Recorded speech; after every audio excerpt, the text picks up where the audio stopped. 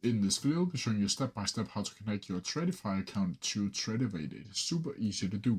So the first thing you need to do is open up your favorite browser, and then from here you'll need to go up to tradify.co. I'll also put a link to that down in the description below. And you'll also need to open up Tradovate. From here, it should bring something like this. And here you'll need to sign up for your account or sign into your account if you don't already have one. But to sign up, you'll simply need to click Get Funded up here. And then from here, you'll need to select the account type that you want to choose, the account size, either one of these. And then from here, you can see you can continue right here. Once you do that, you'll need to enter your email to log into your account or sign up for your account, and then you can confirm and pay. You'll need to be sure that the broker is Tradovate or NinjaTrader before this will work. Now from here, when you have bought your account, you'll get an email with your login credentials into Tradovate. And then from here, you'll need to go up to Tradovate up here, and then you'll need to log in using the username and password that Tradify has provided with you. Once you've done that, you'll simply need to click Login